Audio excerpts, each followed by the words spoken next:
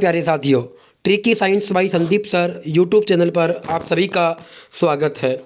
अभी तक मैंने आपके लिए 3 वीडियो अपलोड कर दिए हैं। जिस भी साथी ने वो वीडियो नहीं देखे, फटाफट आप लोग देख लेना। आपको काफ़ी ज़्यादा फ़ायदा उन वीडियो से मिलने वाला है। ठीक है, जो भी बच्चे 11 तारीख वाले हैं उनको मैं ज़्यादा डेडिकेटेड करके ये वीडियो बना रहा हूँ। लेकिन अगर आप लोग वीडियो 11 तारीख के बाद में देखते हो तो ये मत समझना कि ये वीडियो हमारे लिए है कि नहीं है। ये प्रकाश वाले चैप्टर का मैं यहाँ पर आपको प्रश्न करवाने वाला हूँ। तो आप जानते होंगे कि ये प्रश्न तो हर पेपर में आते हैं, तो आप ये मत समझ लेना। ठीक है, तो चलिए आगे बढ़ते हैं और अपने पहले सवाल को हल करते हैं।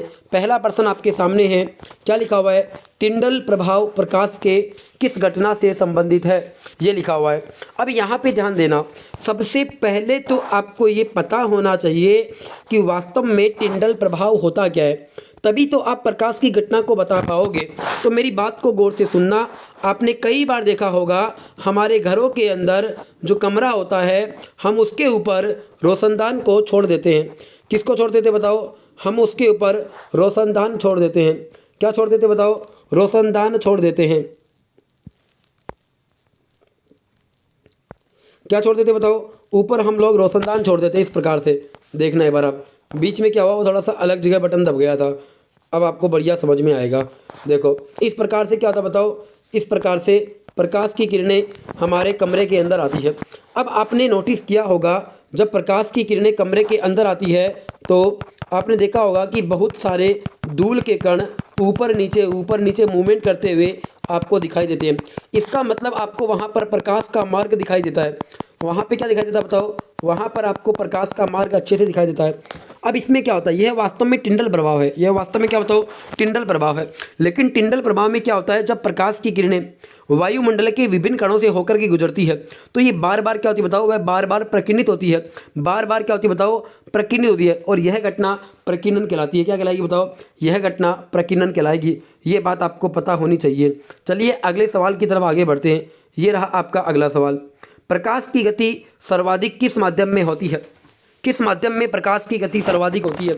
अब यहाँ पे ध्यान देना, प्रश्न आसान है लेकिन मैं आपको एक बढ़िया तरीका बता रहा हूँ याद करने का। मेरी बात को गौर से सुनना। सपोज करना एक बार आप लोग, अगर मान लो आप लोग अपने घर से, कहाँ जाते हो? अगर मान लो आप अपने घर से मार्केट की तरफ जाते हो। कहाँ जाते हो बताओ? आप अपने घर से मार्केट की तरफ जाते हो तो क्या होता बताओ? जब मार्केट में जाओगे तो मार्केट में क्या होता बताओ? भीड़ वगैरह ज़्यादा होती है। तो आप अगर मान लो कि मोटरसाइकिल लेकर के जा रहे हो, तो मोटरसाइकिल लेकर के जा रहे हो तो आपकी मार्केट में जाते जाते आपके मोटरसाइकिल की गति धीमी हो जाएगी। वहाँ पे धीमी क्यों हो गई? क्योंकि वहाँ पर भीड़ ज़्यादा थी। मार्केट में क्या ज़्यादा थी बताओ? मार्केट में भीड़ ज़्यादा थी, जिसकी वजह से आपकी मोटरसाइकिल की गति धीमी हो गई। उसी प्रकार से ऐसा माध्यम जिसमें माध्यम के कण पास में हो, उसमें प्रकाश की गति क्या होती है बताओ? उसमें प्रकाश की गति धीमी हो जाती है। और जिस माध्यम में माध्यम के कण दूर दूर होते हैं, उसके अंदर प्रकाश की गति क्या होती है? अधिकतम होती है। अब यहाँ पर मुझे बताओ एक बार, प्रकाश की गति अधिकतम किस में होगी, ये अपन बताते हैं। तो मुझे एक चीज़ बताओ, हवा के अंदर, निर्वात में, पानी में या कांच में? आपको बताओ कांच ठोस होता है, पानी तरल होता है, हवा भी अपने पास क्या बताओ? एक प्रकार से गैसीय रूप में। जबकि निर्वात एक ऐसा माध्यम है जहाँ पर माध्यम के कोई भी कण नहीं होते। वहाँ पर माध्यम के कण होते ही नहीं है। अगर माध्यम के कण ही नहीं होते तो मुझे बताओ प्रकाश की गति सर्वाधिक कहाँ होगी? बताओ? प्रकाश की सर्वाधिक गति निर्वात में ही होगी।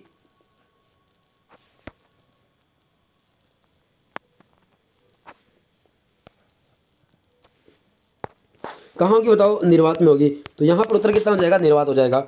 अब यहाँ पे अगर आपको ये पता करना है कि हवा में प्रकाश का वेग कितना होता है तो आप बताओगे 2.96 इंटू 10⁸ मीटर प्रति सेकंड। ठीक है। अगर आपको निर्वात में चेक करना है तो ये होता है 3 × 10⁸ मीटर प्रति सेकंड। अगर आपको पानी में बताना है तो पानी में कितना होता है? पानी में होता है 2.25 इंटू 10⁸ मीटर प्रति सेकंड। और कांच में कितना होता है? कांच में होता है 2 × 10⁸ मीटर प्रति सेकंड होता है। कितना होता है बताओ? 2 गुणा 10 की पावर 8 मीटर प्रति सेकंड होता है। समझ गए आप? तो ये रहा अपना सारा का सारा मामला। चलिए आगे बढ़ते हैं। ये रहा आपका अगला सवाल। अगला सवाल क्या बताओ? अगला सवाल है प्रकाश का क्वांटम सिद्धांत किसके द्वारा प्रदान किया गया? अब यहाँ पे ध्यान देना, ये एक अच्छा सवाल है। अच्छा सवाल मैं इसको ऐसे कहूँगा क्योंकि यहाँ पर बहुत सारे फैक्ट मैं आपको बताने वाला हूँ। मैं यहाँ पर आपको बहुत सारे फैक्ट बताने वाला हूँ। जो भी विद्यार्थी इस वीडियो को देख रहा है उससे गुजारिश करूँगा बच्चे, पहले आप अपनी कॉपी निकाल लीजिए और पेन भी निकाल लीजिए। इस प्रश्न के साथ साथ मैं आपको बहुत सारे डाटा बताने वाला हूँ। अब यहाँ पे ध्यान देना, मैं यहाँ पर लिखूँगा कम और बोलूँगा ज़्यादा, जिससे क्या होगा, जिससे हमारा समय बचेगा और हम अच्छे से चीज़ों को सीख पाएंगे। यहाँ पर ऊपर ऑप्शन लिखा हुआ है क्या? प्रकाश का, सॉरी, ऊपर ऑप्शन लिखा हुआ है आइंस्टाइन। क्या लिखा हुआ है बताओ? आइंस्टाइन लिखा हुआ है। आइंस्टाइन ने कौन सा सिद्धांत दिया था? तो ध्यान देना, आइंस्टाइन ने प्रकाश का क्वांटा सिद्धांत दिया था। सॉरी, इन्होंने प्रकाश का फोटोन सिद्धांत दिया था। कौन सा दिया था बताओ? प्रकाश का फोटोन सिद्धांत आइंस्टाइन ने दिया था। इसके अलावा ध्यान देना, प्रकाश का सापेक्षता का सिद्धांत, प्रकाश का सापेक्षता का सिद्धांत, इसी को बोलते हैं अपन, इसी को बोलते हैं फोटोन को ही। प्रकाश का सापेक्षता का सिद्धांत भी किसने दिया था बताओ? आइंस्टाइन ने ही दिया था। चलिए अब हम बात करते हैं किसकी बताओ? न्यूटन की। इस न्यूटन महाशय ने प्रकाश का कौन सा सिद्धांत दिया था? तो ध्यान देना, इसने प्रकाश का कणिका सिद्धांत दिया था। कौन सा दिया था बताओ? इसने प्रकाश का कणिका सिद्धांत दिया था। किसने? न्यूटन ने। देखो ये दोनों सिद्धांत आइंस्टाइन ने दिए थे। अब यहाँ पे ध्यान देना, न्यूटन ने एक सिद्धांत और दिया था, प्रकाश का वर्ण विक्षेपण। कौन सा दिया था? प्रकाश के वर्ण विक्षेपण का सिद्धांत भी किसने दिया था बताओ? अपने पास न्यूटन ने ही दिया था। किसने दिया था बताओ? न्यूटन ने ही दिया था। ठीक है, अब यहाँ पे ध्यान देना, क्वांटम सिद्धांत, ये क्वांटम सिद्धांत किसने दिया? ये क्वांटम सिद्धांत मैक्स प्लांक ने दिया था। किसने दिया था बताओ? क्वांटम सिद्धांत मैक्स प्लांक ने दिया था। तो यहाँ पर उत्तर क्या हो जाएगा? यहाँ पर उत्तर बी अर्थात मैक्स प्लांक हो जाएगा। ठीक है, चलिए मैं आपको और डाटा बताता हूँ, इरेज कर देता हूँ यहाँ पर। चलो और डाटा आपको बताता हूँ। अगर आपको ये पूछेगा प्रकाश के व्यतिकरण का सिद्धांत किसने दिया था? कौन सा? प्रकाश के व्यतिकरण का सिद्धांत किसने दिया था? तो आप क्या बताओगे? आप नाम बताओगे, थॉमस यंग। क्या बताओगे? Thomas young. अगर आपको कोई ये पूछेगा प्रकाश के प्रकीर्णन का सिद्धांत किसने दिया था? तो आप क्या बताओगे? Sir CV Raman. क्या बताओगे? Sir CV Raman. अगर कोई आपको ये पूछ ले, क्या पूछ ले? अगर कोई आपको ये पूछ ले प्रकाश के विवर्तन का सिद्धांत किसने दिया था? कौन सा? विवर्तन का। तो आप क्या बताओगे? आप बताओगे ग्रेमाल्डी। क्या बताओगे? ग्रेमाल्डी बताओगे। अगर कोई आपको ये पूछ ले प्रकाश की द्वैत प्रकृति का सिद्धांत, कौन सा? प्रकाश की द्वैत प्रकृति का सिद्धांत किसने दिया? तो आप क्या बताओगे? आप बताओगे यहाँ पर क्या? De Broglie. क्या बताओगे यहाँ पर? आप बताओगे डी ब्रोगली। ठीक है, ये सारी बातें पता होनी चाहिए, लेकिन यहाँ पर इस प्रश्न का उत्तर क्या हो जाएगा? यहाँ पर इस प्रश्न का उत्तर मैक्स प्लांक हो जाएगा। ठीक है, चलिए आगे बढ़ते हैं। ये रहा आपका अगला सवाल। क्या है? प्रकाश एक अनुप्रस्थ घटना है। प्रकाश क्या बताओ? प्रकाश एक अनुप्रस्थ तरंग है।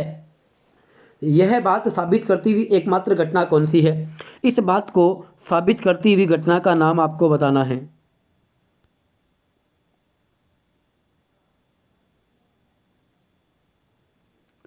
देखो मैं बताता हूँ, इस घटना को साबित करने वाली घटना का नाम क्या बताओ? ध्रुवीकरण। अब ध्यान देना, ये जो ध्रुवीकरण की घटना है ना, ये केवल और केवल अनुप्रस्थ तरंग में संपन्न होती है। कहाँ पर होती है बताओ? केवल और केवल अनुप्रस्थ तरंग में संपन्न होती है। ये कभी भी ध्वनि के लिए ध्रुवीकरण संभव नहीं है। चलिए आगे बढ़ते हैं। ये रहा अगला सवाल। अगला सवाल क्या बताओ? हमें घास का रंग हरा दिखाई देता है, क्यों दिखता है? अब यहाँ पे ध्यान देना, हमें घास का रंग हरा दिखाई देता है, वो परावर्तन के कारण दिखता है। किसकी वजह से बताओ? परावर्तन के कारण दिखता है। किसकी वजह से? परावर्तन। अब यहाँ पे देखो, यहाँ पर अवशोषित है, गलत बात है। यहाँ पर भी परावर्तित, यहाँ पर भी परावर्तित, यहाँ पर भी परावर्तित। अब हमें सोचना है। अब ध्यान देना, अगर मान लो आपको ये कोई पूछे हमें घास का रंग हरा दिखाई देता है, इसका कारण क्या है? इसका कारण ये है, अगर मान लो हम हरे घास के ऊपर कभी भी प्रकाश गिराएंगे, हम कभी भी सूर्य का प्रकाश या कोई टॉर्च का प्रकाश गिराएंगे, तो वो क्या करता है? हरे रंग के प्रकाश को वापस से हमारी आंखों में परावर्तित कर देता है। किस रंग को बताओ, वह हरे रंग को परावर्तित करता है और जितने भी रंग होते हैं लाइट में उन सारे रंगों को वो क्या कर लेता है, अवशोषित कर लेता है। तो यहाँ पर ऑप्शन पढ़ते हैं, यह हरे रंग के प्रकाश को वापस हमारी आंखों में परावर्तित कर देता है। ये ऑप्शन मुझे बिल्कुल सही लगा, तो यहाँ पर उत्तर क्या हो जाएगा, ए हो जाएगा। क्या हो जाएगा बच्चे, यहाँ पर ए हो जाएगा। ठीक है, आप लगातार मेरे साथ जुड़ी रहिए, बढ़िया बढ़िया सवाल करेंगे और एक एक सवाल की आपको व्याख्या भी करवाऊंगा। घबराने की कोई आवश्यकता नहीं है आपको, बढ़िया सवाल करेंगे, बढ़िया चीज़ें सीखेंगे। ये रहा अपना अगला सवाल। क्या सवाल है, सूर्य की रोशनी में हमें हरे रंग का दिखाई देने वाला एक कपड़ा लाल रोशनी में देखे जाने पर काले रंग का दिखाई देना क्यों शुरू होता है। चलिए, ये प्रश्न करवाने से पहले बच्चे मैं आपको एक कॉन्सेप्ट बताता हूँ। अगर आपने वो कॉन्सेप्ट पकड़ लिया तो आपको ज़्यादा दिक्कत नहीं आएगी। यहाँ पर अपने पास क्या है, सफ़ेद प्रकाश। ठीक है, और यहां पर एक वस्तु रखी हुई है, क्या रखी हुई है बताओ, यहां पर एक वस्तु रखी हुई है। अब ध्यान देना, अब मेरी बात को गौर से सुनना। अगर ये मान लो वस्तु कैसी है, हरी है, और आप इसके ऊपर सफ़ेद प्रकाश गिरा रहे हो, कैसा प्रकाश गिरा रहे हो, सफ़ेद, तो आपको ये वस्तु किस प्रकार की दिखाई देगी बताओ, हरे कलर की दिखेगी। मेरी बात को गौर से सुनना, आप बढ़िया कॉन्सेप्ट बता रहा हूँ, लिख लेना कहीं अपनी कॉपी के अंदर। अगर आप किसी वस्तु के ऊपर सफ़ेद प्रकाश गिरा रहे हो और जिस वस्तु पर प्रकाश गिरा रहे हो अगर वो वस्तु हरे कलर की है तो आपको वो वस्तु हरे कलर की ही दिखाई देगी। अब ध्यान देना, अगर मान लो वो वस्तु हरी कलर की है, कैसे कलर की बताओ, हरे कलर की है, लेकिन अब आप इसके ऊपर हरा कलर गिरा रहे हो, कैसा कलर गिरा रहे हो बताओ, हरा कलर। मेरी बात को गौर से सुनते जाना, अगर आप उस वस्तु के ऊपर हरे कलर का प्रकाश गिरा रहे हो तो भी आपको वस्तु का रंग कैसा दिखाई देगा, तो भी आपको वस्तु का रंग हरा ही दिखाई देगा। अब आपको गौर करने की बातें, पेपर में यही सवाल पेपर में ज़्यादा आता है बच्चे, ये वाला जो कॉन्सेप्ट है ना वो बताने वाला, यही कॉन्सेप्ट पेपर में ज़्यादा आता है, ये ध्यान रखना आपको। कॉन्सेप्ट क्या है, अगर आप किसी वस्तु के ऊपर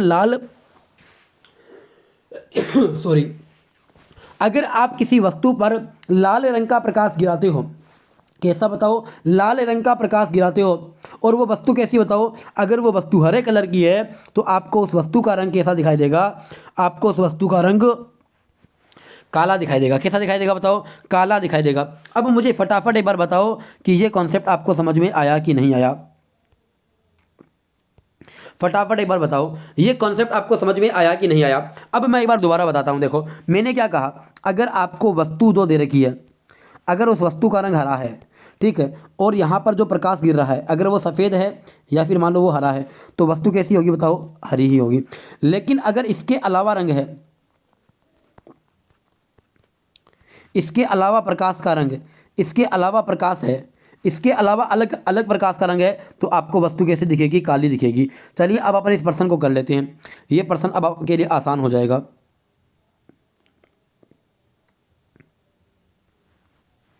प्रश्न ये है, सूर्य की रोशनी में हरे रंग का दिखाई देने वाला, देखो सूर्य की रोशनी सफ़ेद होती है, हरे रंग का दिखाई देने वाला एक लाल कपड़ा, सॉरी कपड़ा, लाल रोशनी कैसी होगी बताओ, रोशनी होगी लाल, रोशनी कैसी होगी बताओ, रोशनी होगी लाल। लाल रोशनी में आपको बताना है तो लाल रोशनी में आपको काला रंग का दिखाई देगा, बिल्कुल सही बात है। अब ऐसा क्यों होता है, क्योंकि कपड़ा लाल रंग की तरंग आयाम को पूर्णतया अवशोषित कर लेता है। ये अपवर्तन की वजह से होता है या प्रकाश के प्रकीर्णन के प्रभाव का कारण होता है या ये लंबन, ये तो कोई मतलब नहीं है, अपवर्तन भी नहीं होगा। अब ये प्रकाश का प्रकीर्णन होता है क्या, नहीं, ये प्रकाश का प्रकीर्णन, ये प्रकाश का परावर्तन होता है। लो जी, ऑप्शन कट गया, उत्तर यहाँ पे क्या आ जाएगा, ए आ जाएगा। चलिए आगे बढ़ते हैं, ये रहा अगला सवाल। अब यहाँ पर एक कॉन्सेप्ट और बता देता हूँ आपको, देखो जब भी आप कोई भी चीज़ कर रहे हो या फिर आप कोई भी एग्जाम्पल आप लोग कर रहे हो, ठीक है, तो उसमें पता आपको क्या ध्यान रखना होता है। अगर मान लो आप कोई भी एग्जाम्पल कर रहे हो और अगर आपको एग्जाम्पल के अंदर कोई पर्टिकुलर कलर दिखाई दे जाए, कोई भी पर्टिकुलर कलर दिखाई दे, कोई भी, जैसे आपके पेपर में ऑप्शन आएगा, आकाश का रंग नीला दिखाई देना, आकाश का रंग काला दिखाई देना, बादलों का रंग सफ़ेद दिखाई देना, समुद्र का रंग नीला दिखाई देना, समुद्र का रंग लाल दिखाई देना, इसके अलावा सूर्य का रंग सुबह व शाम के समय लाल दिखाई देना, सूर्य का रंग दोपहर के समय सफ़ेद दिखाई देना। ये जितने भी मैंने एग्जाम्पल आपको बताए हैं, ये सारे के सारे एग्जाम्पल प्रकाश के प्रकीर्णन के उदाहरण हैं। किसके उदाहरण बताओ? प्रकाश के प्रकीर्णन के। आप देख पा रहे होंगे सारे एग्जाम्पल में हर ऑप्शन के अंदर एक पर्टिकुलर रंग आपको बताया जा रहा है। जैसे कभी आपको नीला, कभी काला, तो ये जो पर्टिकुलर रंग हो रहा है ना, ये इसी बात का संकेत है, इसी बात का संकेत है। किस बात का बताओ? ये इसी बात का संकेत है कि यहाँ पर प्रकाश का प्रकीर्णन होगा। अब ये प्रश्न जो है ना, इसको देखिए, अंतरिक्ष यान से अंतरिक्ष यात्री को आकाश कैसा दिखाई देता है? तो ध्यान देना, अंतरिक्ष यान से अंतरिक्ष यात्री को आकाश का रंग काला दिखाई देता है। और ये किस घटना के कारण होता है? ये होता है प्रकीर्णन के कारण। किसके कारण होता है बताओ? यह घटना प्रकीर्णन के कारण होती है। चलिए आगे बढ़ते हैं। ये रहा आपका अगला सवाल।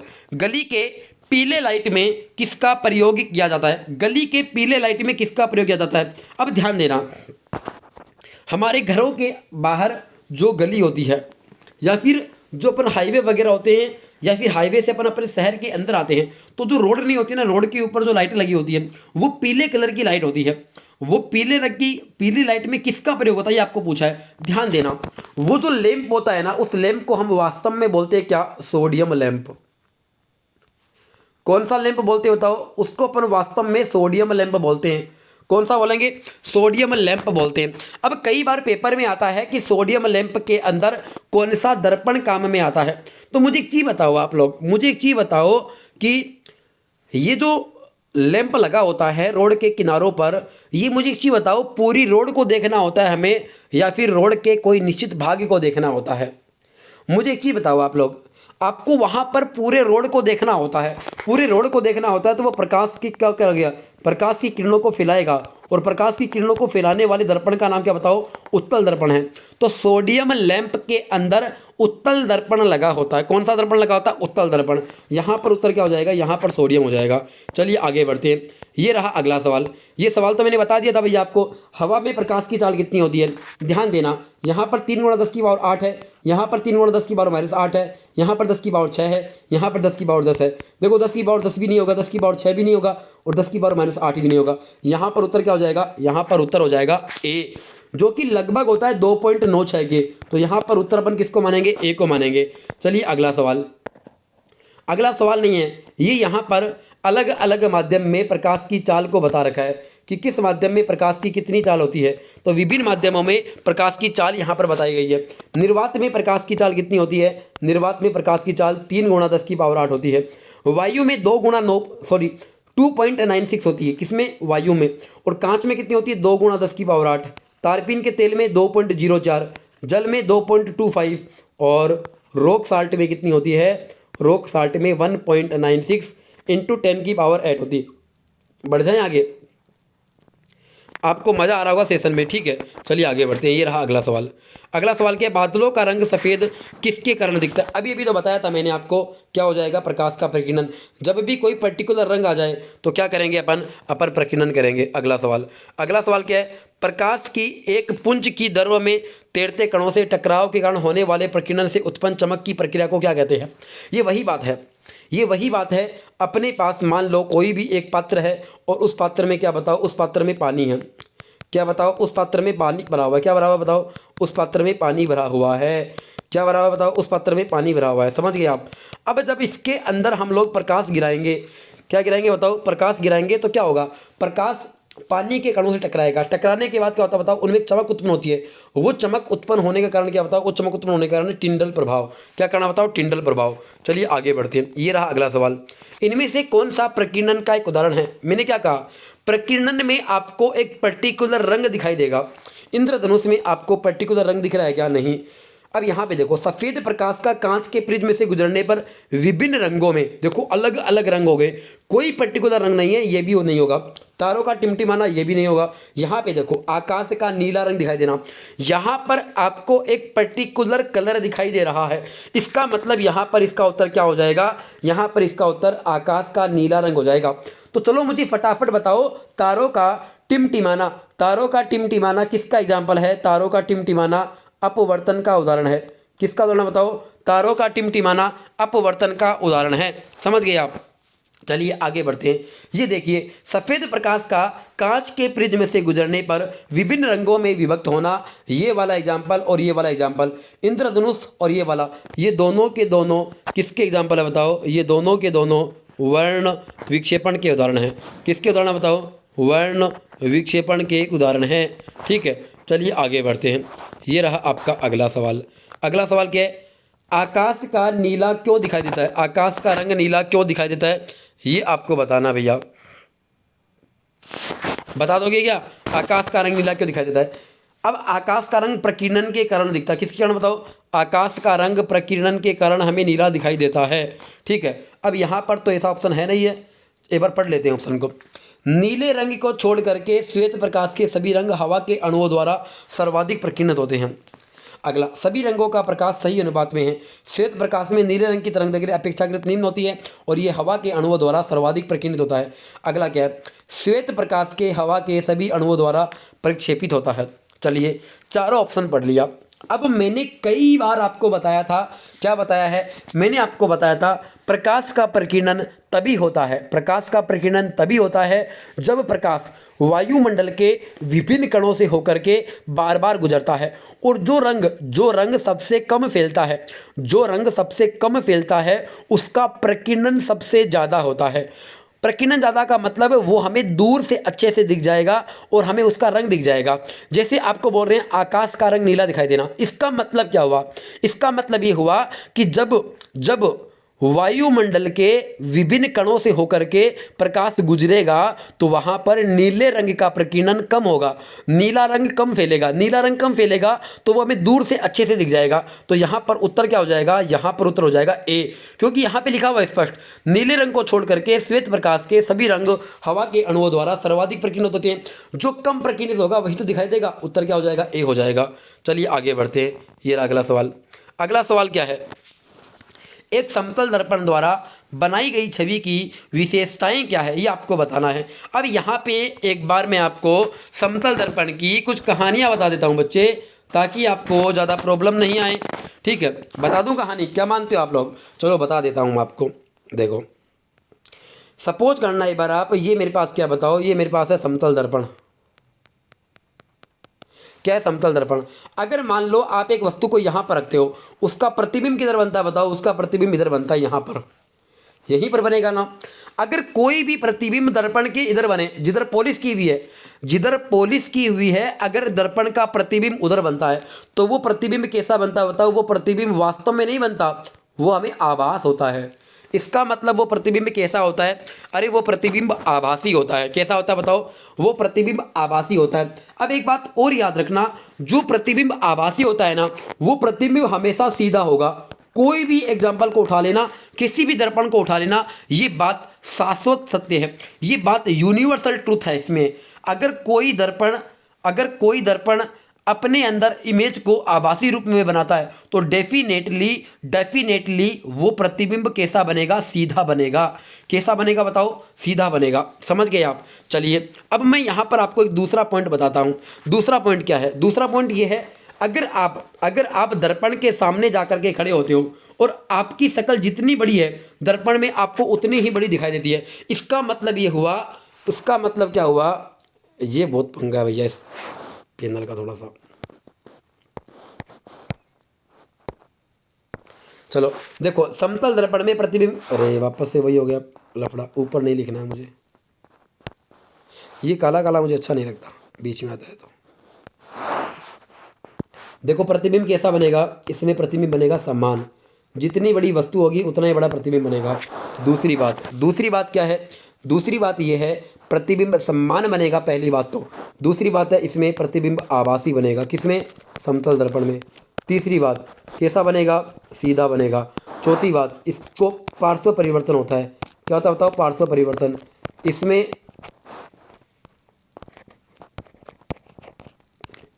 इसमें दाईं चीज़ बाईं और बाईं चीज़ दाईं दिखाई देती है।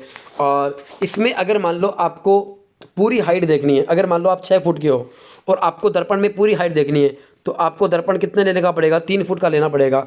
अब मैं आपको और पॉइंट बताता हूँ। ठीक है, और पॉइंट क्या है? अगर आप दर्पण की तरफ जाते हो, वी वेग से, तो आपको आपका प्रतिबिंब 2v वेग से आता हुआ नजर आएगा। अगर मान लो आप दर्पण से 10 मीटर की दूरी पे खड़े हुए हो तो आपको आपका प्रतिबिंब 10 मीटर दूर ही दिखाई देगा। कहाँ से? दर्पण से। चलिए अब मैं इस प्रश्न को करा देता हूँ आपको।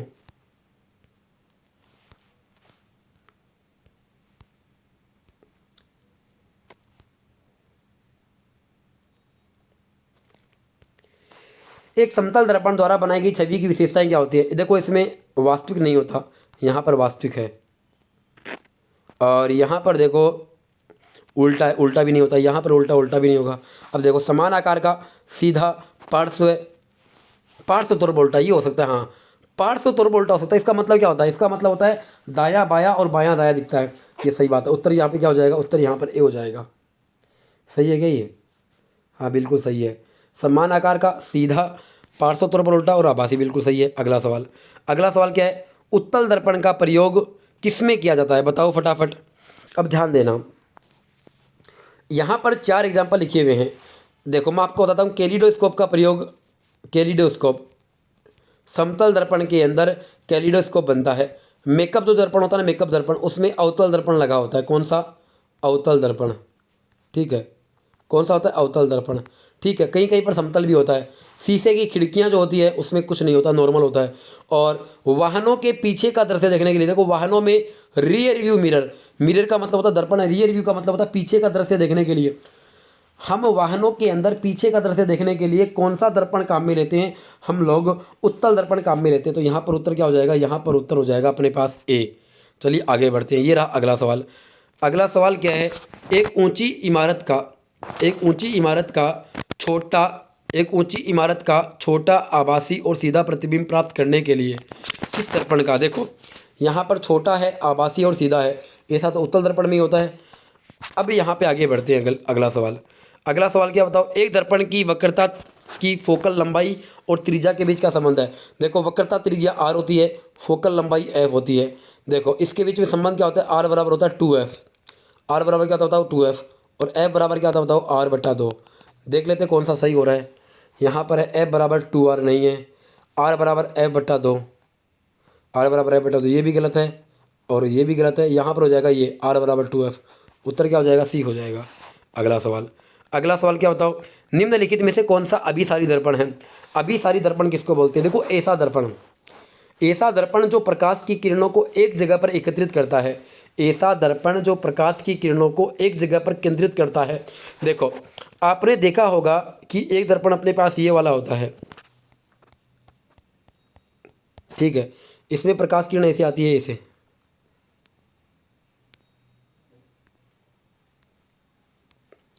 ठीक है, और परावर्तन के बाद ऐसे गुजर जाएगी।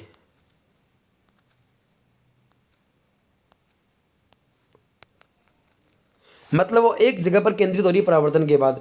इसका मतलब इसको बोलते हैं अभिसारी दर्पण। और ये कौन सा दर्पण था? ये था अवतल दर्पण।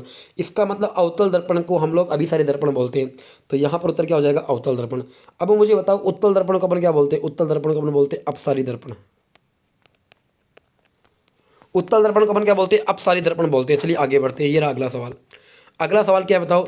एक वक्री दर्पण जिसमें परावर्तन सतह अंदर की ओर चक्रीय होती है, परावर्तन सतह अंदर की ओर चक्रीय होती है, इसका मतलब समझना है बार आप। ये परावर्तन सतह है और ये अंदर की तरफ, परावर्तन सतह का मतलब जहाँ से प्रकाश की किरणें परावर्तित होती है। इसका मतलब देखो यहाँ से प्रकाश की किरणें परावर्तित होती है, यहाँ से। इसका मतलब ये दर्पण कौन सा? बताओ। ये दर्पण अवतल दर्पण है। क्या बताओ? अवतल दर्पण है। चलिए आगे बढ़ते हैं। ये रहा अगला सवाल। सर्च लाइट का परावर्तक कौन सा होता है? अब ध्यान देना, जो हमारी सर्च लाइट होती है ना, सर्च लाइट का मतलब आपने देखा होगा कि जो लोग रात के समय खेतों के अंदर जानवरों को देखते हैं कि कहीं मेरे खेत में कोई ढांडा तो नहीं घुस आया, कोई बकरी तो नहीं आ गई, कोई गाय तो नहीं आ गई, कोई भैंस तो नहीं आ गई, मतलब वो रात को देखते हैं दूर से टॉर्च लगा करके, ताकि उनको जानवर अच्छे से दिख जाए। तो उसके अंदर सर्च लाइट में कौन सा परावर्तक होता है? कौन सा दर्पण लगा होता है? तो ध्यान देना, उसमें क्या होता है? इस प्रकार से खोल होता है और आगे क्या लगा रहता है? बताओ। यहाँ पर आगे वो बैटरी लगी रहती है जो जहाँ से प्रकाश गुजरता है और इस प्रकार से प्रकाश आगे की ओर जाता है, और यहाँ पर ये बैटरी का खोल होता है इस प्रकार से पूरा। अब देखो यहाँ पर, अब यहाँ पे ध्यान देना, ये जो बैटरी का खोल है वो इस प्रकार से होता है। अंदर से आप देखोगे ना, अंदर से आप जब देखोगे ना इसको, तो प्रकाश की किरणें इस प्रकार से आ रही, देखो देखो, है ना। इसका मतलब ये परावर्तक सतह है और यहाँ पर पॉलिश की हुई है। इसका मतलब जब जब 10वें भाग पर परावर्तक, जब 10वें भाग की ओर से प्रकाश की किरणें आए तो वो कौन सा होता है बताओ? वो अपने पास अवतल दर्पण होता है। तो यहाँ पर सर्च लाइट का परावर्तक कौन सा होता है? अवतल दर्पण होता है। चलिए आगे बढ़ते हैं। ये रहा अगला सवाल। गोलीय दर्पण की अवधारणा क्या होती है? मुझे एक चीज़ बताओ, दर्पण किस सिद्धांत पे काम करता है? दर्पण कोई भी हो, मान लो ये समतल दर्पण है। समतल दर्पण में जब अपन कोई भी प्रकाश की किरणें गिराते हैं, इसे जब भी अपन कोई प्रकाश की किरणें गिराते हैं तो वह गिराने के बाद वापस से क्या हो जाती है बताओ? वह वापस से मुड़ जाती है। देखो, जब प्रकाश की किरणें अपन गिराएंगे ना, प्रकाश की किरणें जब अपन गिराएंगे तो वह क्या होती है बताओ? वह मुड़ जाती है, वापस उसी दिशा में मुड़ जाती है। इसका मतलब क्या होता है बताओ? इसका मतलब ये होता है कि यहाँ पर परावर्तन हो रहा है। क्या हो रहा बताओ? परावर्तन। तो उत्तर यहाँ पे क्या हो जाएगा? उत्तर यहाँ पर हो जाएगा डी। चलिए आगे बढ़ते हैं। ये रहा अगला सवाल। हाँ, ये सवाल अच्छा है, ये पेपर में आने की संभावना है भैया। ये 11 तारीख वालों इसको रट करके दे ले जाना। दर्पण सूत्र क्या होता है? हमारे पेपर में एक सवाल पूछा जा चुका है। 4 तारीख को जो पेपर हुआ था ना, उसमें एक सवाल पूछा था, लेंस सूत्र आपसे पूछा था। लेंस सूत्र क्या होता है बताओ? 1/f बराबर 1/v माइनस 1/u।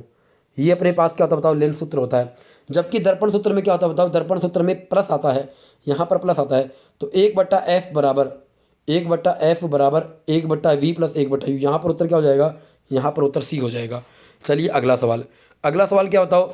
अगला सवाल है, गोलीय दर्पण की परावर्तक सतह का केंद्र बिंदु क्या कहलाता है? गोलीय दर्पण की परावर्तक सतह का केंद्र बिंदु, ध्यान देना, ये मेरे पास था कोई गोलीय दर्पण, ठीक है।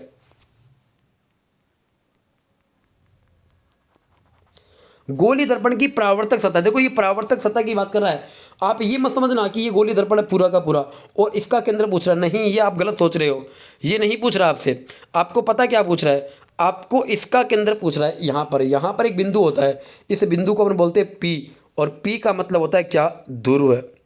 पी का मतलब क्या होता है बताओ? ध्रुव होता है। तो यहाँ पर उत्तर क्या हो जाएगा? यहाँ पर उत्तर बी हो जाएगा। चलिए अगला सवाल। अगला सवाल क्या बताओ? वाहनों में अपनी व्यापक दृष्टि क्षेत्र के लिए कौन सा दर्पण पीछे देखने के रूप में प्रयोग किया जाता है? देखो, ये सवाल रिपीट हो चुका है, अलग लैंग्वेज में आया है, अलग लैंग्वेज में आया। वाहनों के अंदर अपनी व्यापक दृष्टि क्षेत्र के लिए पीछे के दृश्य को देखने के लिए हम कौन सा दर्पण काम में लेते हैं? उत्तल दर्पण काम में लेते हैं। चलिए आगे बढ़ते हैं। ये रहा अगला सवाल। अगला सवाल क्या है? गोलाकार दर्पण जिसकी परावर्तक सतह बाहर की ओर उभरी हुई होती है। पिछली बार प्रश्न था अंदर की ओर उभरी हुई, और इस बार गोलाकार दर्पण जिसकी परावर्तक सतह बाहर की ओर उभरी हुई हो, ऐसे होगा ये अपने पास क्या बताओ? दर्पण है। और ऐसा दर्पण जिसकी परावर्तक सतह बाहर की ओर उभरी हुई हो, मतलब बाहर की ओर उभरी हुई हो परावर्तक सतह, ये परावर्तक सतह और यहाँ पर पॉलिश की हुई है इस तरफ। अगर जिसके 10वें भाग पर पॉलिश की हुई होगी ना, इसका मतलब ये दर्पण कौन सा हो जाएगा बताओ? ये दर्पण अपने पास उत्तल दर्पण हो जाएगा। यहाँ पर उत्तर क्या हो जाएगा? सी हो जाएगा। चलिए अगला सवाल। अगला सवाल क्या है? एक उत्तल दर्पण के सामने कोई वस्तु रखी हुई है। एक उत्तल दर्पण के सामने क्या रखी हुई है बताओ? एक वस्तु रखी हुई है। तो बताओ किस प्रकार का प्रतिबिंब बनेगा, ये आपको बताना है। देखो, हमेशा इस बात को ध्यान देना। एक बार मैं आपको थोड़ा सा यहाँ पर देखो, इस वाले यहाँ पर थोड़ा स्पेस बन गया है मेरे पास। अब यहाँ पर बताता हूँ मैं आपको, मेरी बात को गौर से सुनते जाना एक बार आप, ठीक है? चीज़ें अच्छे से समझ में आएगी अगर आप मेरी बातों को ध्यान से सुनोगे तो। ये मेरे पास क्या होता है? ये मेरे पास है एक दर्पण,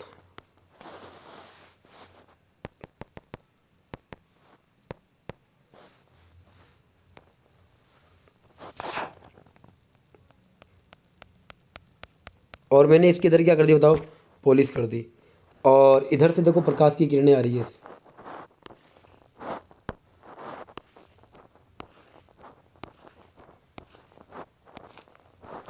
ये प्रकाश की किरणें आ रही है, समझ गए आप? अब मुझे एक चीज़ बताओ आप लोग, ये प्रकाश की किरणें आई और टकरा करके चली गई। अब ये आपको पता क्या होगा? ये आपको पीछे मिलती हुई नजर आएगी। ये क्या होगी बताओ? आपको ये पीछे मिलती हुई नजर आएगी। ये आपको पीछे क्या होगी बताओ? ये आपको पीछे मिलती हुई नजर आएगी। इसका मतलब ये ऐसे निकल जाएगी, देखो यहाँ पर इस प्रकार से निकल जाएगी। अब आप मुझे बताओ, उत्तल दर्पण में प्रकाश की किरणें क्या होती है बताओ? फैलती है, एक बिंदु पर केंद्रित नहीं होती है, वो फैलती है। इसीलिए इसको अपन बोलते हैं अपसारी दर्पण। अब यहाँ पर ध्यान देना, मिटा देता हूँ मैं एक बार, वापस से बनाता हूँ। सपोज करना ये मेरे पास क्या बताओ? ये मेरे पास है दर्पण। उत्तल दर्पण में आप एक बात हमेशा ध्यान देना, उत्तल दर्पण में अगर प्रतिबिंब कहाँ पर रखा हुआ है, अगर प्रतिबिंब अनंत पर रखा हुआ है, मेरी बात को गौर से सुनते रहना, मेरी बात को गौर से सुनते रहना। अगर उत्तल दर्पण के सामने कोई वस्तु कहाँ पे रखी हुई है, अनंत पर रखी हुई है, कहाँ पे रखी हुई है बताओ, अनंत पर रखी हुई है, तो उसका प्रतिबिंब कहाँ पर बनेगा, ऐप पर बनेगा। ये बात नोट करते रहना, मैं उत्तल दर्पण की बता रहा हूँ अभी। अगर कोई भी वस्तु अनंत पर रखी हुई है, उसका प्रतिबिंब कहाँ पर बनेगा, उसका प्रतिबिंब बनेगा मुख्य फोकस पर। कैसा प्रतिबिंब बनेगा, प्रतिबिंब बनेगा आभासी, सीधा और बहुत छोटा बनेगा। बहुत छोटे का मतलब इतना छोटा बनेगा कि हमारी नंगी आंखें उस वस्तु को नहीं देख पाएगी। ठीक है, चलिए अब यहाँ पे ध्यान देना। अगला पॉइंट क्या है, अगला दूसरा पॉइंट, जब कोई भी वस्तु अनंत से लेकर के और ध्रुव के मध्य रखी हुई है, कहाँ पर बताओ, अनंत से लेकर के ध्रुव के मध्य रखी हुई है। देखो, जो बच्चा मुझे पता है पहली बार देखेगा ना, तो शायद उसको ये क्लास पसंद नहीं आएगी। क्यों नहीं आएगी, क्योंकि ये क्लास है ना उन्हीं को समझ में आएगी जिनकी थोड़ी बड़ी हुई है। ठीक है, फिर भी मैं कोशिश कर रहा हूँ आपको समझाने की। देखो, ये वाला पॉइंट होता है ध्रुव है। ठीक है, यहाँ से एक लाइन जाती है सीधी सीधी, यहाँ पर मुख्य फोकस होता है एफ, यहाँ पे सी होता है, और यहाँ पर कोई अनंत होता है मान लो, और यहाँ पर एक वस्तु रखी हुई है, ये प्रकाश किरण से गई और टकराने के बाद वो यहाँ से निकल जाएगी। और हमें क्या करना है बताओ, हमें इसको इसके फोकस से गुजारना है। इसका फोकस यहाँ पर होता है,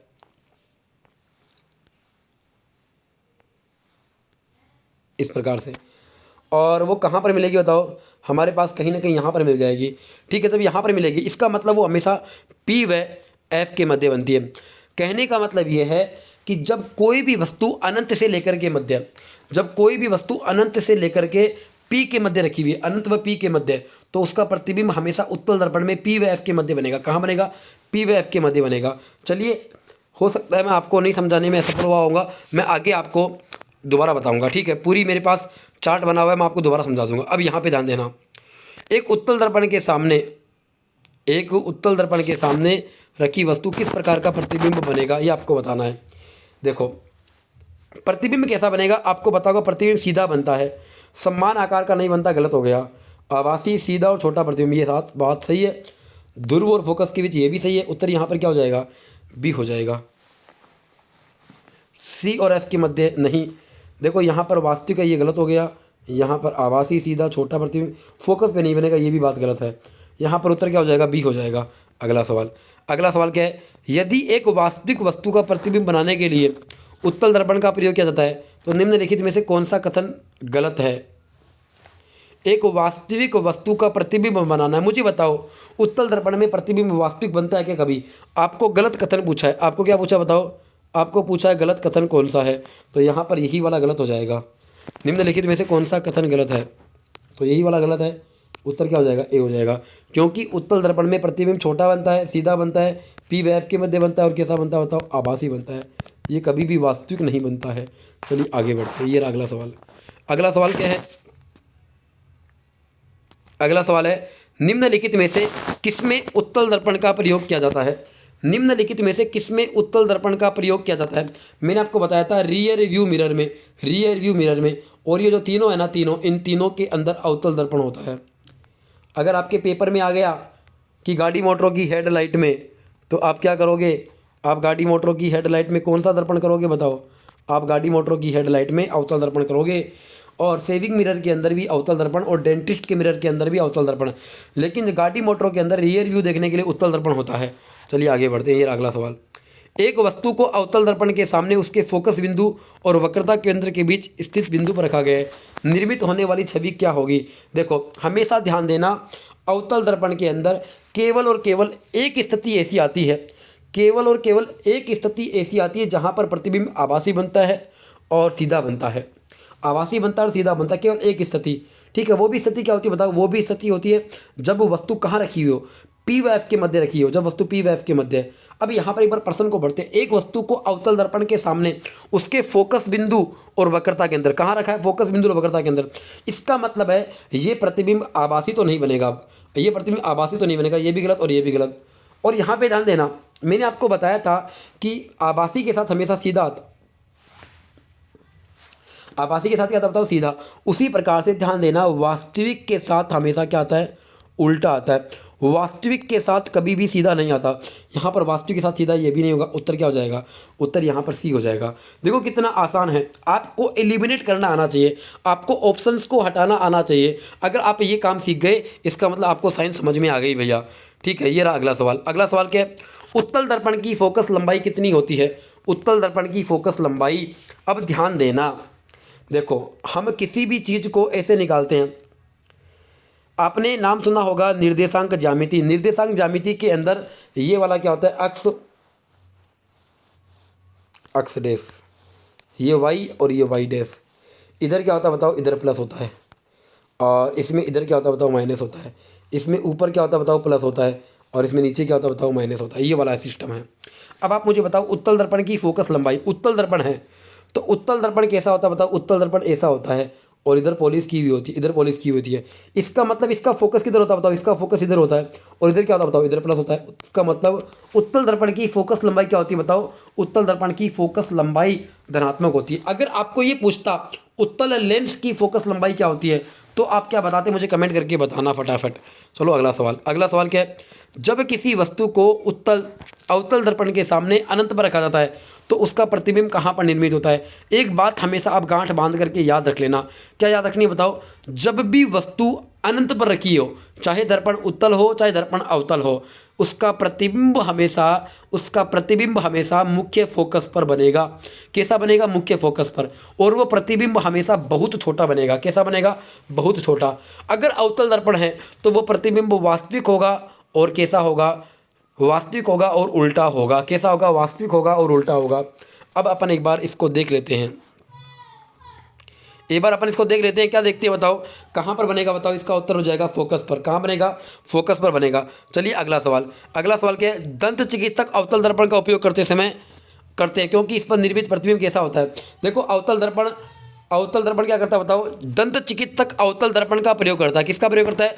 अवतल दर्पण का प्रयोग करता है। क्यों करता है? क्योंकि वहां पर प्रतिबिंब वास्तविक बनता है और बड़ा बनता है। कैसा बनता है?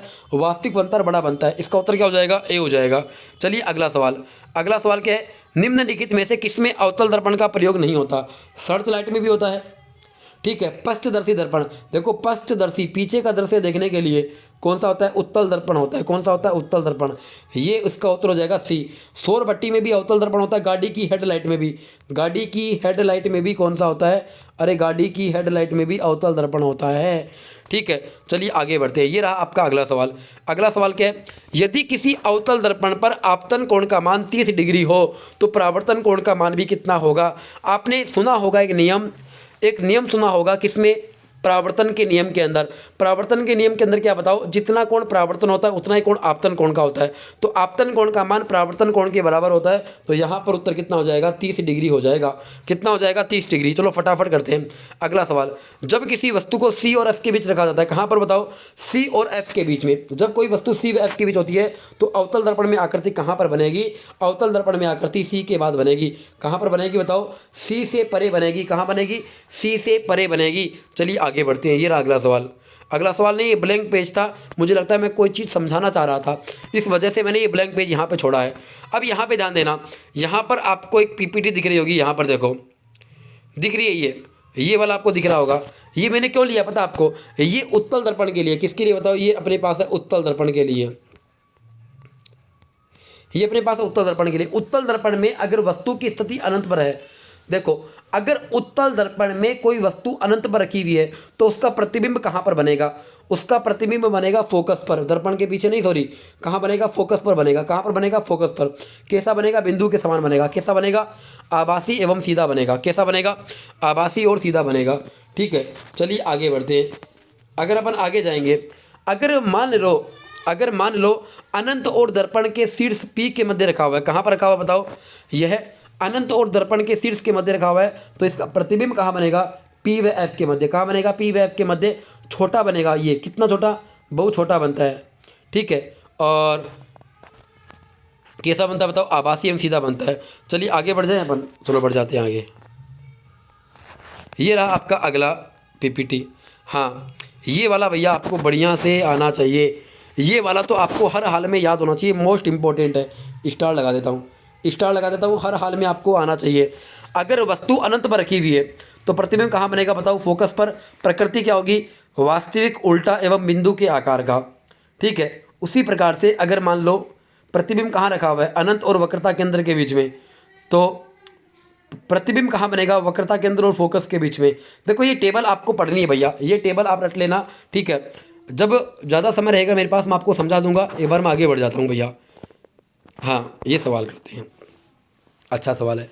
वास्तविक सूर्योदय से 2 मिनट पहले सूर्य दिखना और वास्तविक सूर्यास्त के लगभग 2 मिनट बाद तक सूर्य दिखने का कारण क्या है? इसके लिए जिम्मेदार किसको ठहराया जाता है? ये किस घटना का परिणाम है? भैया डीजे बज रहा है मेरे आसपास।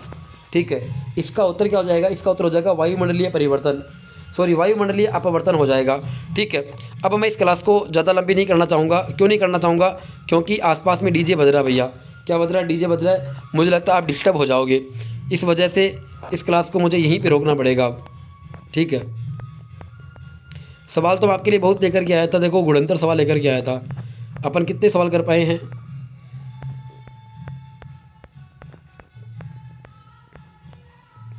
अपन लगभग 40 के आसपास सवाल कर चुके हैं। देखो फटाफट कर लेते हैं। आवाज़ कोई बार आप कोऑपरेट कर लेना भैया।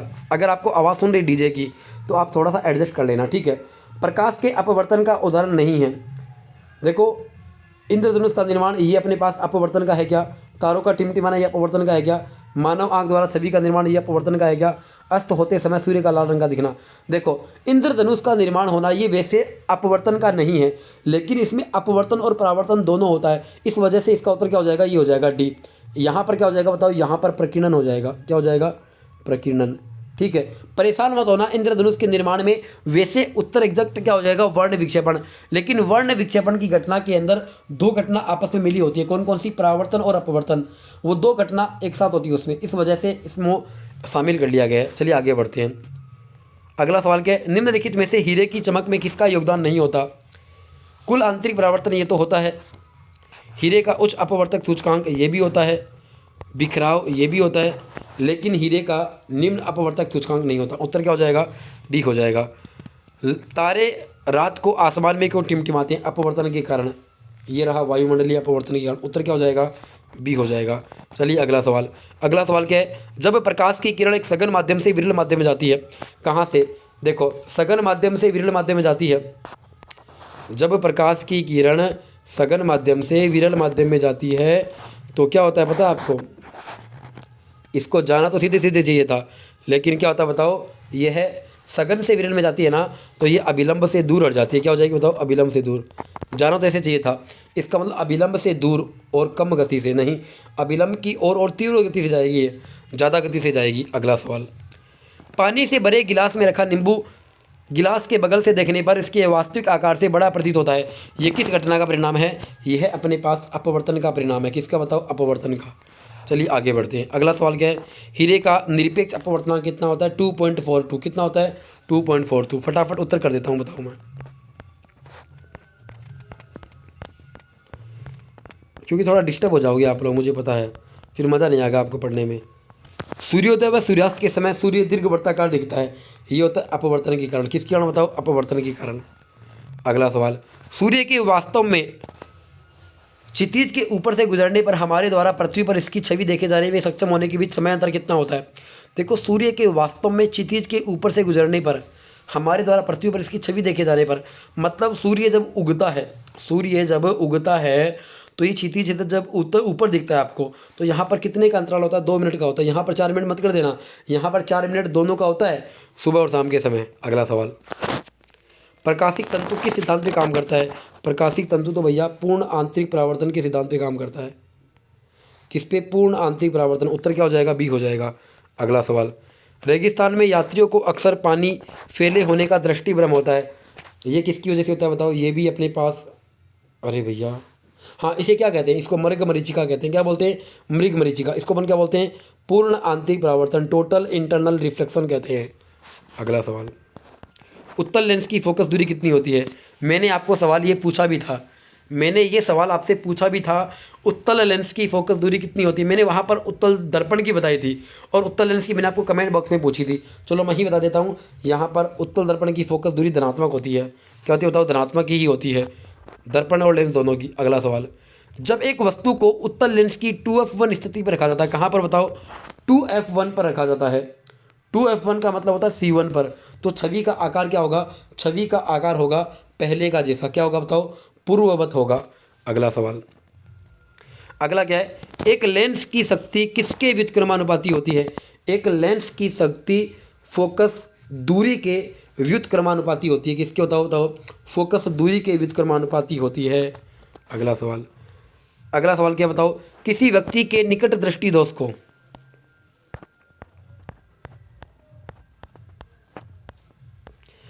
यदि किसी व्यक्ति को दूर, कहाँ गया, हाँ, यदि किसी व्यक्ति के निकट दृष्टि दोष को सुधारने हेतु किस लेंस का, अब ध्यान देना, निकट दृष्टि दोष का मतलब पता क्या होता है, उसको दूर का नहीं दिखता है। निकट दृष्टि दोष का मतलब होता है उसको दूर का दिखाई नहीं देता है। अगर दूर का दिखाई नहीं देता है तो उसको अवतल लेंस का प्रयोग करना होगा। किसका बताओ, अवतल लेंस का। और अवतल लेंस से बना हुआ चश्मा कितने नंबर का होता है बताओ, वह माइनस में होता है। उसकी क्षमता किस में होती है बताओ, माइनस में होती है। किस में होती है बताओ, ऋणात्मक होती है। अब यहाँ पर उत्तर क्या हो जाएगा, अवतल हो जाएगा। अब आपको पता होना चाहिए कि अवतल लेंस, ध्यान देना, दर्पण और लेंस में रात दिन का अंतर है। जो मैंने आपको घटनाएं या जो मैंने आपको जो परिस्थिति बताई थी कि छोटा बड़ा, लंबा ऊंचा बड़ा, वो जो बताई थी, अवतल दर्पण की जो बताई थी ना, अवतल दर्पण की जो घटनाएं होती है, जो भी स्थिति होती है, वह उत्तल लेंस के समान होती है और उत्तल दर्पण की अवतल लेंस के समान होती है। ये बात आपको ध्यान देना है। अब मुझे एक चीज़ बताओ आप लोग, अवतल लेंस जो होता है ना, वो प्रकाश की किरणों को फैलाता है और फैलाने वाले लेंस का नाम क्या होता है, अपसारी लेंस होता है। तो यहाँ पर उत्तर क्या हो जाएगा, ए हो जाएगा। अगला सवाल, अगला सवाल क्या है, यदि किसी व्यक्ति को दूर की वस्तुएं स्पष्ट रूप से दिखाई नहीं देती, दूर का नहीं दिखता, इसका मतलब उसको निकट दृष्टि दोष है। कौन सा बताओ, निकट दृष्टि दोष। तो ये वाला तो मामला हो गया गड़बड़, ये तो उत्तर नहीं होगा। कौन सा हो जाएगा बताओ, निकट दृष्टि दोष हो जाएगा। अगर निकट दृष्टि दोष होगा तो निकट दृष्टि दोष में हम लोग अवतल लेंस का प्रयोग करते हैं। उत्तर क्या हो जाएगा, बी हो जाएगा। ये वाला सवाल 4 और 5 तारीख को आ चुका था, लेकिन वहाँ पर थोड़ी सी लैंग्वेज अलग थी। इस प्रकार से पूछा गया था कि एक बच्चा 5 मीटर से किसी वस्तु को देखता है, तो बताओ उसको किस प्रकार का दोष है। तो वहाँ पर 5 मीटर से मतलब दूरदृष्टि दोष है, सॉरी निकट दृष्टि दोष है।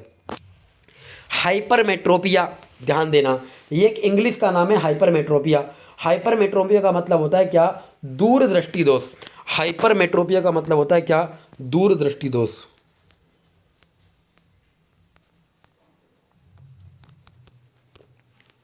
कौन सा दोष बताओ, ये होता है दूरदृष्टि दोष। और दूरदृष्टि दोष में हम लोग उत्तल लेंस काम में लेते हैं। कौन सा लेते हैं, उत्तल लेंस। दूरदृष्टि दोष में निकट का दिखाई नहीं देता, ये बात ध्यान रखना आप। अगला सवाल, ये सवाल क्या है, हाइपरमेट्रोपिया से पीड़ित लोगों द्वारा लेंस का उपयोग किया जाता है। अब देखो यहाँ पे लिखा हुआ है हाइपरमेट्रोपिया का मतलब होता है दूरदृष्टि दोष। इसमें कौन सा लेंस काम आता है, उत्तल लेंस। मायोपिया का क्या होता है बताओ, निकट दृष्टि दोष। इसमें कौन सा लेंस काम आता है बताओ, अवतल लेंस काम आता है। कौन सा, अवतल लेंस काम आता है। ये बात आपको ध्यान देनी है, ठीक है। एक होता है प्रेस बायोपिया। प्रेस बायोपिया किसको बोलते हैं अपन, जरा दृष्टि दोष को, जिसमें क्या होता है बताओ, ना निकट का दिखता है ना दूर का दिखता है। इसको बोलते हैं अपन, इसमें कौन सा लेंस काम में लेते हैं, द्विफोक्सी लेंस काम में लेते हैं। इसके अलावा अपने पास होता है अबिंदुकता, जिसको अपन बोलते हैं दृष्टि वैषम्य। ये वाला सवाल भैया पेपर में आ चुका है, कौन सा, दृष्टि वैषम्य वाला, ठीक है। यहाँ पर आपको पूछ सकता है कि यहाँ पर दृष्टि वैषम्य में कौन सा लेंस काम में आता है। भैया इंपॉर्टेंट है, स्टार लगा रहा हूँ, इंपॉर्टेंट है, स्टार लगा रहा हूँ, पेपर में आ सकता है ये सवाल।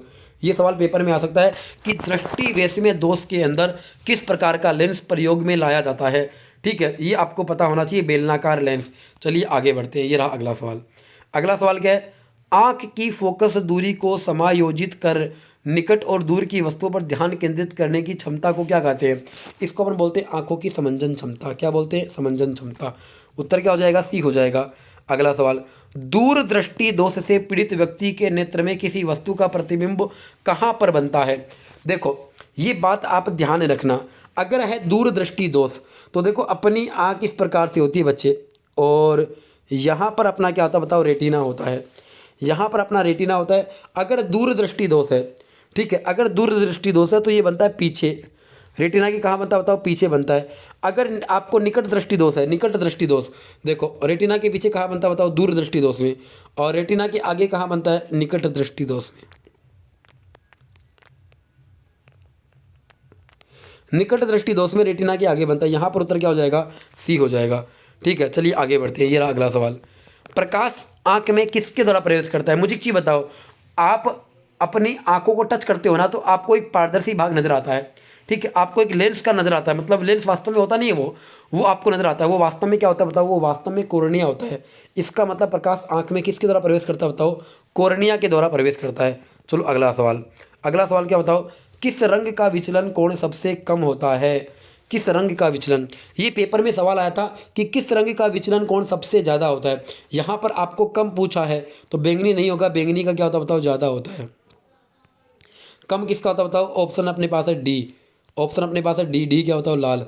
सबसे ज़्यादा किसका होता है बताओ? लाल का। सॉरी, सबसे कम किसका होता है विचलन कोण? अपने पास लाल का होता है। अगला सवाल।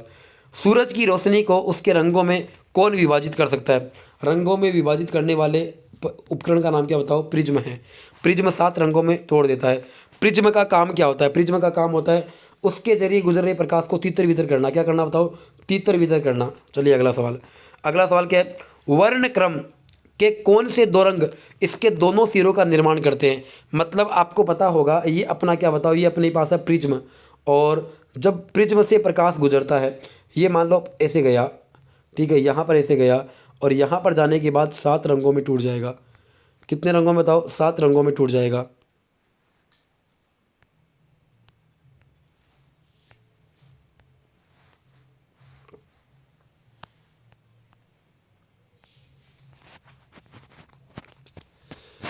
ये देखो अपने पास कितने रंगों में टूट गया बताओ? ये अपने पास 7 रंगों में टूट गया भैया। कितने रंगों में टूट गया? 7 रंगों में टूट गया। ठीक है, और 7 रंगों में टूटता तो ऊपरी ऊपर होता है आर और नीचे नीचे क्या होता है बताओ? वी। तो यहाँ पर क्या होता है बताओ? दोनों सिरों की बैंगनी और लाल, ये होता है बैंगनी और ये होता है लाल। बैंगनी और लाल, उत्तर क्या हो जाएगा? ए हो जाएगा। अगला सवाल। अगला सवाल क्या है?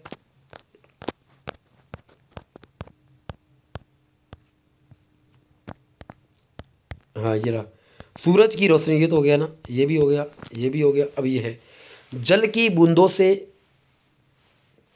डैश डैश डैश होकर इंद्रधनुष बनता है। देखो जल का अपवर्तन नहीं, जल का, हाँ ये वाला हो जाएगा। देखो यहाँ पर मैंने आपको बताया परावर्तन भी होता है अपवर्तन भी होता है, तो उत्तर क्या हो जाएगा? ये वाला हो जाएगा, सी हो जाएगा। अगला सवाल। अगला सवाल क्या है? श्वेत प्रकाश के निम्न में से किस रंग की तरंग दैर्घ्य ज़्यादा होती है? लाल रंग की तरंग दैर्घ्य क्या होती है बताओ? ज़्यादा होती है। अगला सवाल। अगला सवाल क्या है?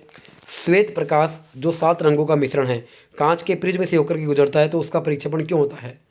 उसका परिक्षेपण क्यों होता है? क्योंकि श्वेत प्रकाश के जो 7 रंग होते हैं ना, वो प्रिज्म के अलग अलग चाल से गुजरते हैं, मतलब सारे रंगों की चाल अलग अलग होती है, इसी वजह से वो क्या होते हैं बताओ? वह 7 रंगों में टूट जाता है। इसका उत्तर क्या हो जाएगा? बी हो जाएगा। चलिए अगला सवाल। अगला सवाल क्या है? प्रकाश को प्रिज्म से गुजारकर स्पेक्ट्रम प्राप्त करने वाला पहला व्यक्ति कौन था? मतलब वर्ण विक्षेपण का सिद्धांत किसने दिया? आइजैक न्यूटन ने दिया था। किसने दिया बताओ? आइजैक न्यूटन ने दिया था। तो ये रहा आज की क्लास का अपना लास्ट सवाल। ठीक है, अब देखो मैंने यहाँ पर आपको प्रकाश वाले चैप्टर को बढ़िया से पढ़ा दिया। ठीक है, अगर आप लोग ये 69 सवाल बढ़िया से कर लोगे तो आपको कोई तो वीडियो नहीं देखना है, कोई आपको थ्योरी नहीं पढ़ रही है, यहाँ से आपके पर्सन 100% सही हो जाएंगे। तो चलिए इस क्लास को यहीं पर मैं स्टॉप करूँगा। और हाँ, अगर आपको मेरी मेहनत करी हुई पसंद आ रही है तो आपका फ़र्ज़ बनता है सेशन को लाइक करने का, चैनल को सब्सक्राइब करने का और क्लास को मैक्सिमम लोगों के पास शेयर करने का। और हाँ, अगर आप कोई फीडबैक देना चाहते हो तो आप फीडबैक भी दे सकते हो। मैं आपके फीडबैक का बेसब्री से इंतज़ार करूँगा। ठीक है, आप कमेंट बॉक्स में जो भी कुछ लिखना चाहो अच्छा बुरा आप लिखा करो। उससे क्या होता है, अच्छा लिखोगे तो मेरा मनोबल बढ़ेगा, अगर आप खराब लिखोगे तो मैं अच्छा करने का प्रयास करूँगा। ठीक है, लेकिन मैं आपके लिए हर साल हर बार आपके लिए मेहनत करना चाहूँगा। ठीक है, तो ये आपको ध्यान देना है। ठीक है, आपका फ़र्ज़ बनता है इसको सेशन को लाइक करने का, सब्सक्राइब करने का। चलिए अलविदा कहने का समय आ गया, मिलते हैं अगली क्लास में। जय हिंद, जय भारत।